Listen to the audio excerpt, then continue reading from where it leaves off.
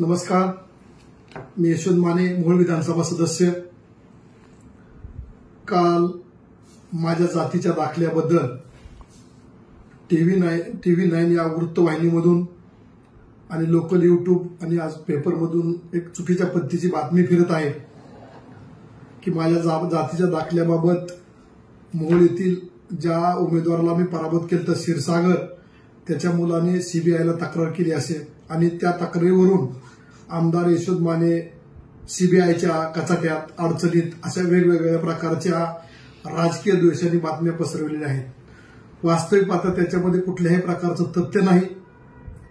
कुठल्याही प्रकारचे सीबीआयने माझ्याशी इन्क्वायरी केलेली नाही, मला पत्रव्यवहार केला नाही, मला सुनावणीला बोलवलं नाही किंवा काही नाही। मी या विषयानंतर माहिती घेतल्यानंतर असं कळालं की सोमेश क्षीरसागरने 2022 मध्ये सीबीआयला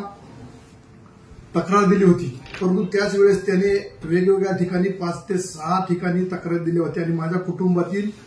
5-6 व्यक्तींच्या विरोधात तक्रार दिल्यानंतर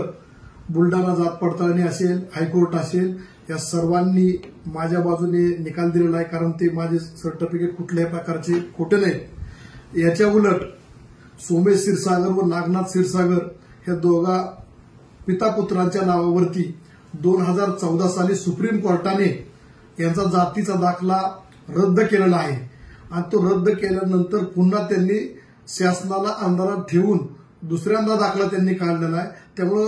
वास्तविक पाहता ही फसवणूक ही क्षीरसागर कुटुंबाने केलेली आहे, माझ्या कुटुंबाने केलेली नाही आणि असे वेगवेगळे राजकीय स्टंटबाजी करण्यात काही अर्थ नाही। आणि माझं सांगणं आहे की TV9 चॅनल असेल किंवा इतर मोहोळचे लोकल चॅनल असतील, पंढरपूरचे असतील, यांनी कुठल्याही प्रकारची खातरजमा न करता अशी राजकीय बदनामी करणं योग्य नाही। तर मी आपल्याला सर्वांना सांगतो, वास्तविक पाहता त्याच्यामध्ये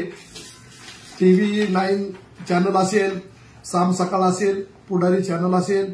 धुरंधर न्यूज चॅनल असेल, PVN न्यूज पंढरपूर असेल, लोक सह्याद्री पेपर असेल, तडका न्यूज मराठी चॅनल असेल किंवा संघर्ष न्यूज चॅनल असेल, या चॅनलनी सुद्धा कुठल्याही प्रकारची माहिती न घेता चुकीच्या पद्धतीने माझं राजकीय द्वेषापोटी किंवा कुणीतरी आता येणाऱ्या लोकसभेचं किंवा विधानसभेचं दिवस आहेत याच्यामध्ये राजकीय बदनामी करण्याच्या दृष्टीने हे जे कृत्य केलेले आहे ते हे तात्काळ त्यांनी याचा खुलासा करावा, अन्यथा या सर्व चॅनलवरती आणि सोमेश क्षीरसागरवरती माझ्या राजकीय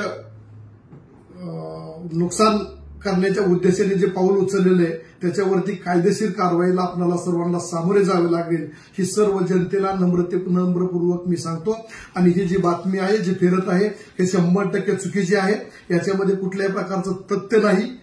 एवढंच मी याच्यातून निदर्शनास देऊ शकतो।